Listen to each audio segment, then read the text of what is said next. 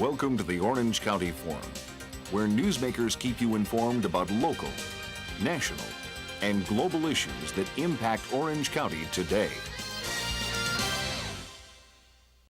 The 50th Annual Community Indicators Report released today shows Orange County community that continues to slow rebound from the Great Recession, while families continue to struggle to make ends meet. The report, jointly produced by CalOptima, Children and Families Commission of Orange County, with underwriting by the Orange County United Way, offers a comprehensive picture depicting the health and prosperity of Orange County residents relative to peer regions throughout California and U.S. Today's event serves an annual public unveiling of the report. Now to help sort through the better understand this year's report findings, please welcome to the stage our distinguished panelists, Freedom Communications CEO and Orange County Register publisher, Aaron Kushner. Would you please step up? President of Cal State University Fullerton, Mildred Garcia. CEO of National Core and President of the La Jolla Institute, Steve Pontel. And our moderator, broadcast journalist, author, attorney, professor, et cetera, Mr. Hugh Hewitt. Sir, it's yours. Here's how I want to begin. Why would someone seeking a better future come to Orange County? President Garcia, what do you see in this report, and why would someone come here?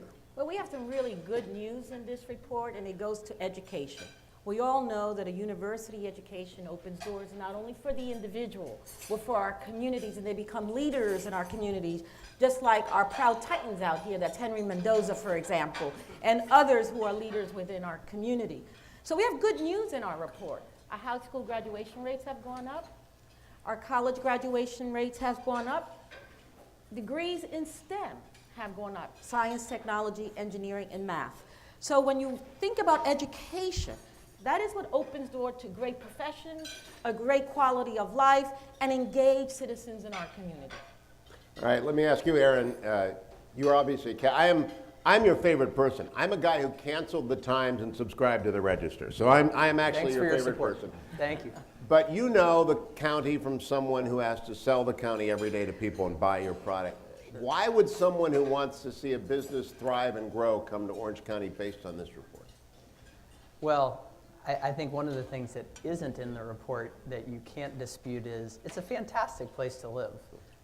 It's hard to compete with our beaches, our weather, the people that you see.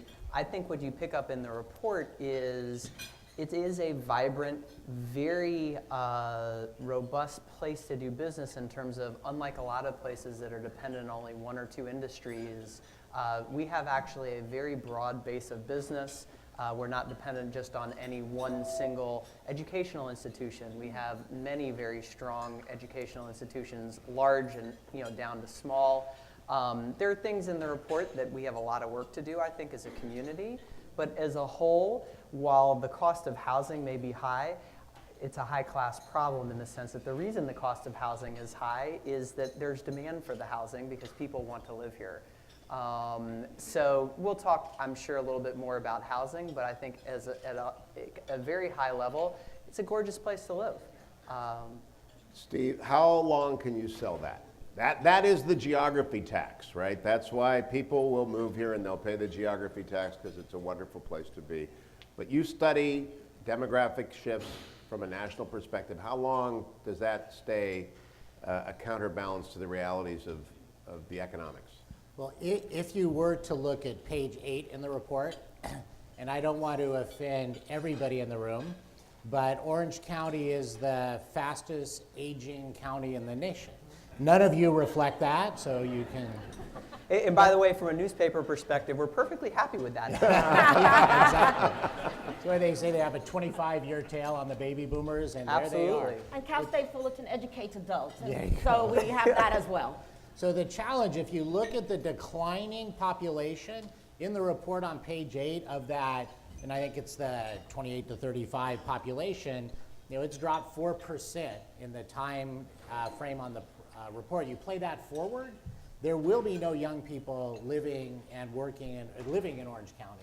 And so in the long haul, that is a huge structural challenge that says Orange County will be a great retirement community 15, 20 years from now.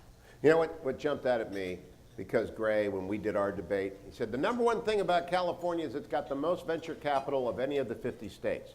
Well, if you turn to page 14, venture capital declines in Orange County. Patents are up, that's probably part of your doing, President Garcia, but venture capital going down when it's going up across the, what does that say to you? I'll go backwards this time. Steve, what's that tell you? Sure. I mean, Orange County, I don't want to take anything, and nobody can take anything away from the economy in Orange County. You guys have a rock star economy, and you have rock star businesses and individuals that have huge potential. But if you're thinking about a place that you can plant a company and grow it, and you think about the costs of doing business and the burden that goes along with the growth of that business, Orange County is a challenging place. And so until Orange County figures out how to create the entire spectrum of business opportunities, not just the upper end of business opportunities, capital is going to go to places where more opportunities exist. And so you talk about the various states, and it's interesting watching the amount of capital that is now flowing into Texas, and we talk about Texas a lot, but it's a place where businesses have an opportunity to stay and grow longer, and the barriers to entry are not as high. But you do need the minds to start doing that thinking and have that critical thinking and out of the box so they can start looking at ways to help Orange County. And I am going to ask you a question. You said, yes, Orange County is getting older. But if you disaggregate the data and you look at groups, Latinos are still the younger population in the state and in Orange County. So we also need to pay attention to what's happening to the largest growing ethnic group in the county, and how do we make sure they're educated and move forward in order to lift Orange County? Aaron, venture capital. I think that data, when you kind of take it away, you can draw many conclusions. I don't view a relatively moderate decline in venture capital as really an indicator of much of anything for the community, other than the fact that the cycle we're in right now with venture capital is focused on industries that Orange County doesn't have concentrations in, social media being the biggest driver right now of a lot of venture capital.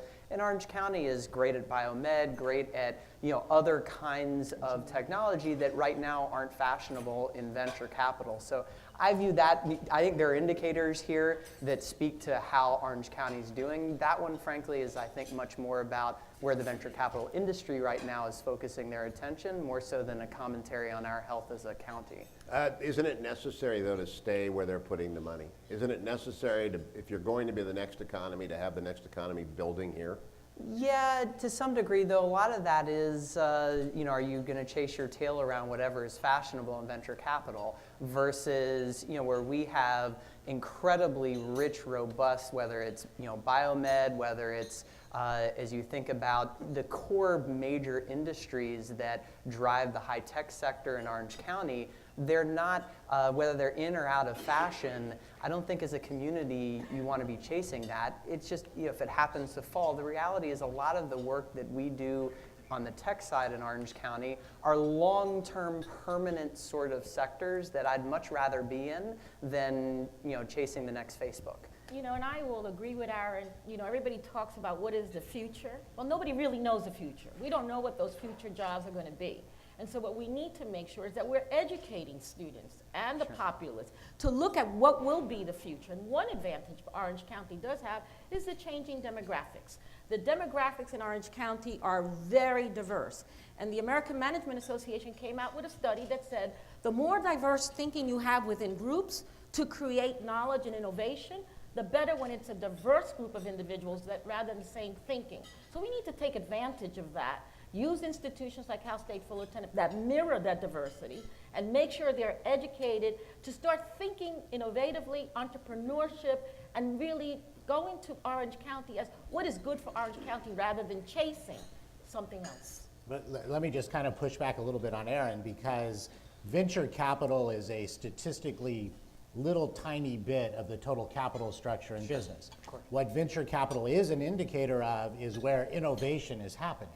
And so it is a canary in the mine about, okay, is innovation happening other places? Because if Orange County claims, as it does, as it really has, to have all of this talent and intellectual capacity, then the innovation part of that economic slice should be happening here in a greater percentage, regardless of the industry. Because one of the Orange County's biggest challenges is that you're in California. and California is a really hard place to grow a business. And so the challenge you have is you can have the front end of the business, you can have the intellectual component of the business, but if you don't have the opportunity for the business to grow here and expand and hire jobs, the entire spectrum of the workforce, then that's going to be harder and harder to maintain your economic, your economy over time. Oh, don't get me wrong. Long before I bought the Orange County Register, the Orange County Register has been one of the leading national advocates on limited government. And I think very clearly as we look at why is it that it is hard to grow a business in Orange County and in California as a whole, the regulatory burden here is unprecedented. And in particular, for anybody here who wants to advocate for basically almost any improvement, including in the environment, we as a community need to stand up and say it's time to streamline CEQA. If you care about Hispanic jobs, if you care about housing and increasing the housing stock, if you care about light manufacturing, which is then the feeder for being able to grow, if you care about anything that involves basically getting approval of putting a spade in the ground, we need to streamline CEQA as a community. It has not been changed basically since it was put on the books, and that was decades ago.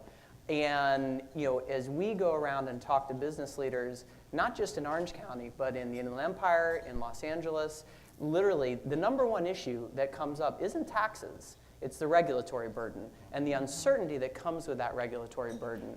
And as we look at, I know Austin well, right? The things when you go into a Texas or a Colorado, you know exactly how long it's going to take from the start to the end of a project. In California, you don't. And the primary source of uncertainty is CEQA. Let me turn the subject to a study or a review of a book that came out, not in your newspaper, Aaron, but the New York Times this weekend. Thomas Piketty's new book, Capital in the 21st Century. It's supposed to rewrite the entire book on income inequality and where it comes from and how it destroys and divides communities. And the president's talking a lot about income inequality as well. How do you think Orange County fares with regard to income inequality, and what ought to be done about that, President Garcia? Well, I did say that there was some good news about education, but when you disaggregate the data and you start to look at what's happening within communities, you have the haves and have-nots. So an example of that is if you look at dropout rates from high school, in Laguna, the report said it's about 1.2%. In other cities, it's over 12%. Who's living in those communities? And it is your students who are underrepresented. The same thing goes with college readiness. If you look at college readiness, prepared to come to the CSU Fullerton or to a UC. At Laguna, it's 69%.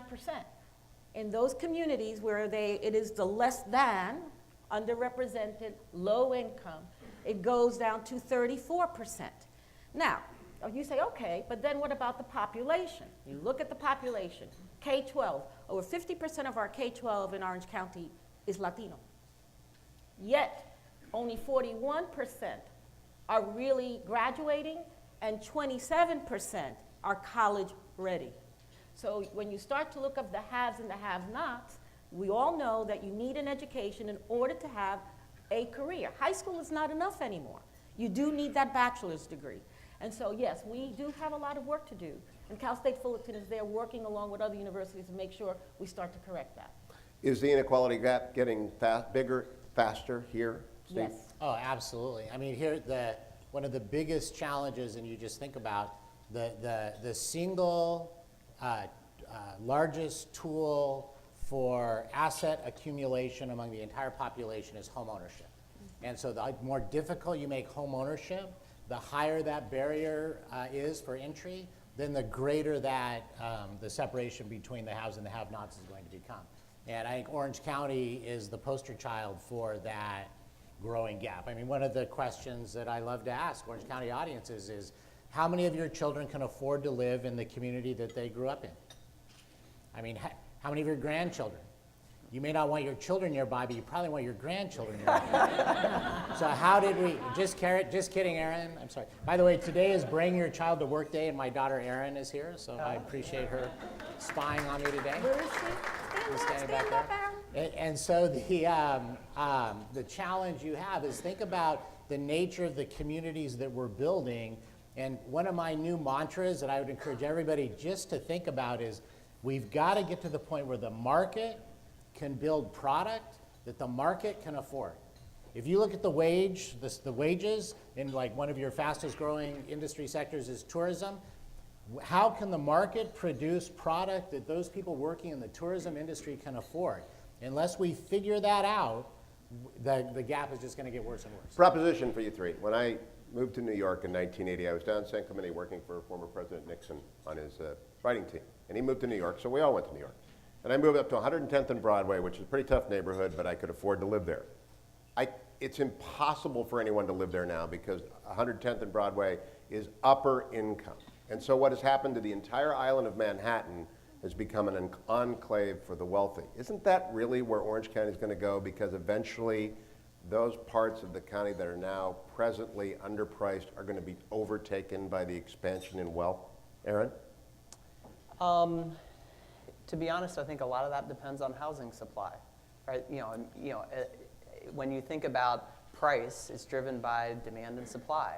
So if we as a community continue to artificially reduce the ability to create supply, by the exact same token, we are artificially inflating the price.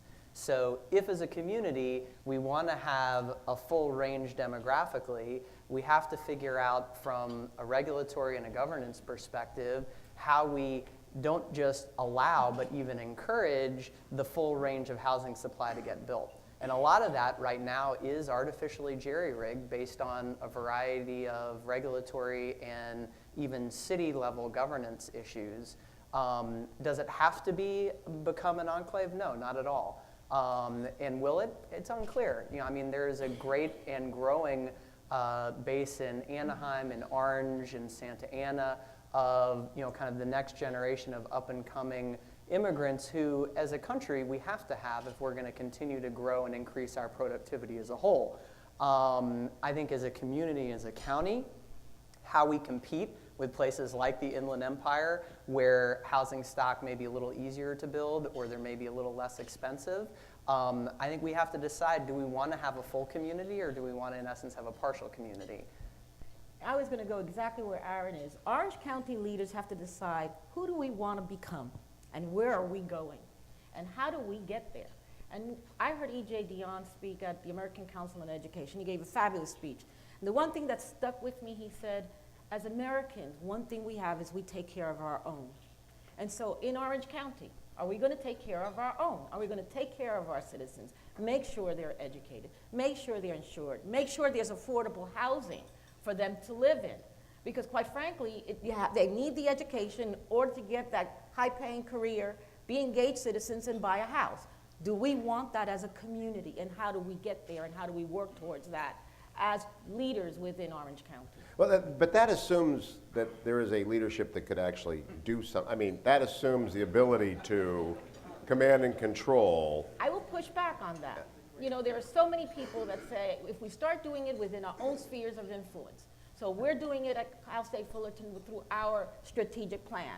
United Way has a wonderful strategic plan that's looking at poverty, housing, education. If all of us were really committed to this, it could be done. But I think this is anecdotal, and anecdotes are an evidence, that when a house turns over for cash in Newport Beach, and that cash is offshore money, that indicates to me that we are becoming a retirement community for the wealth and a place to park and preserve capital against international buffets. There's nothing that anyone in this room can do about that. And I'll go to our macro guy, Steve.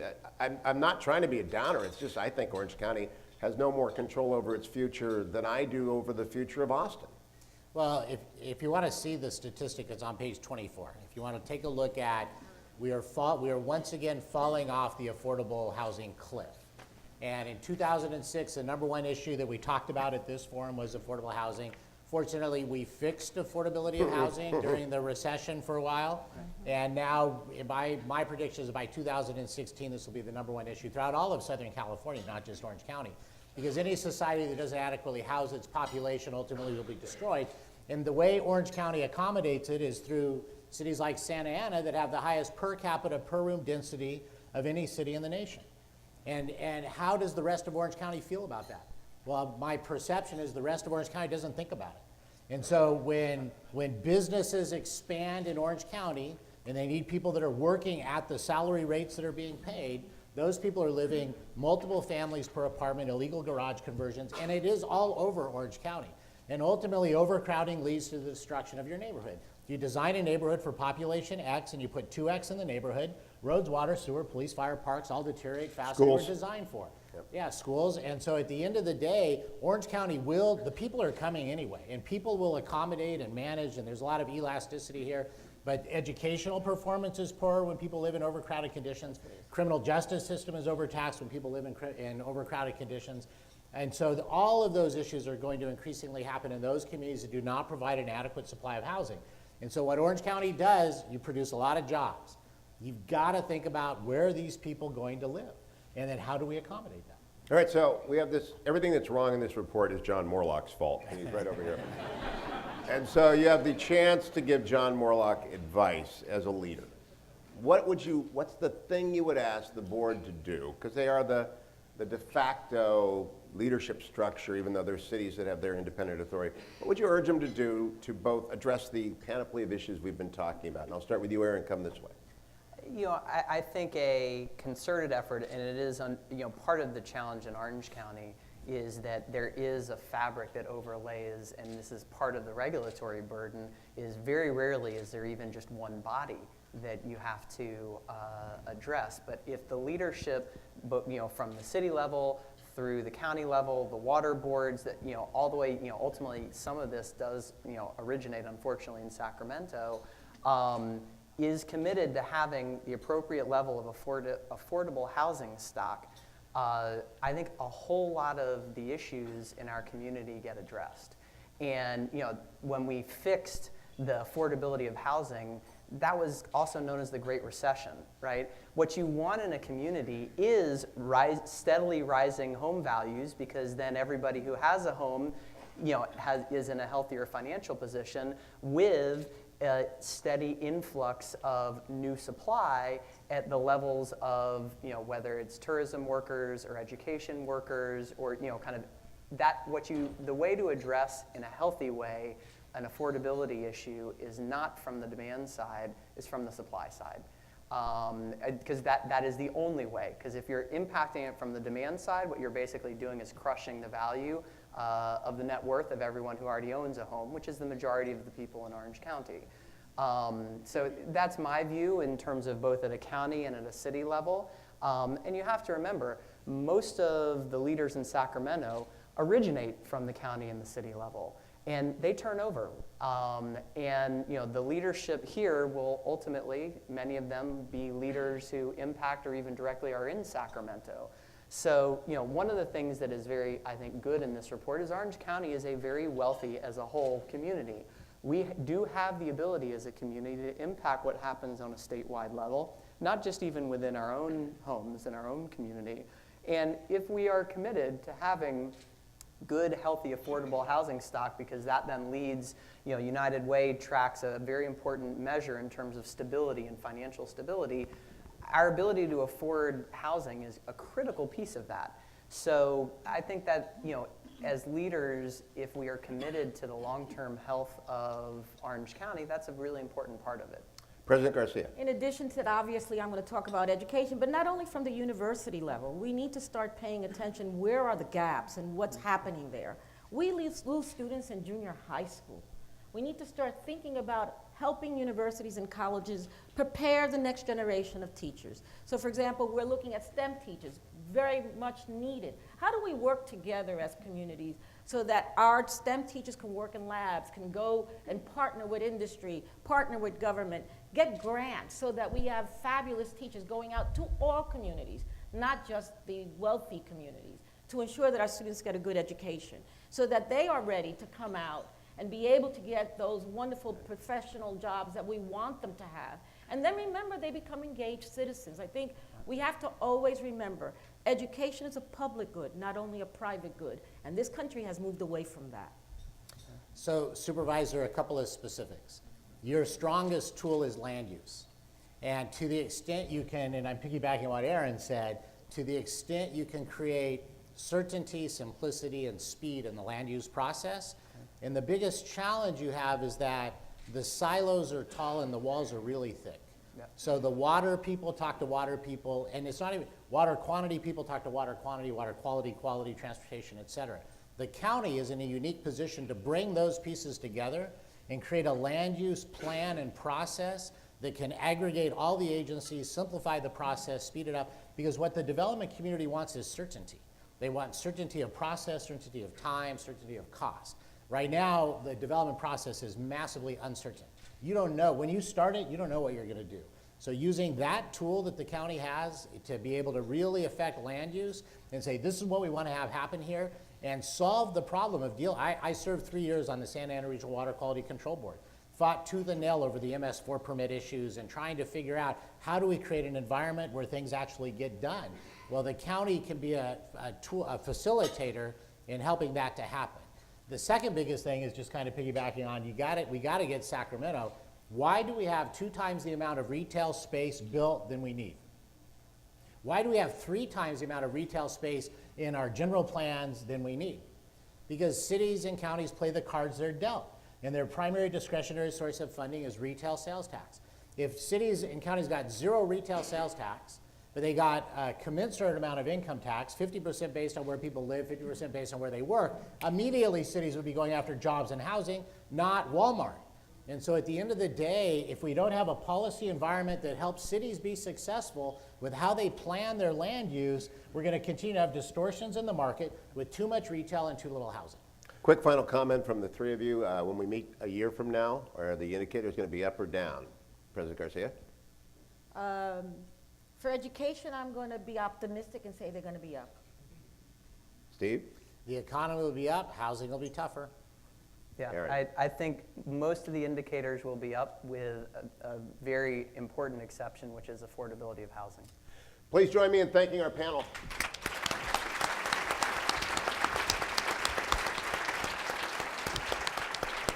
Now, I think you have to agree with me. This was a fantastic panel. Again, let's give them another round of applause. I think they've done a fantastic job.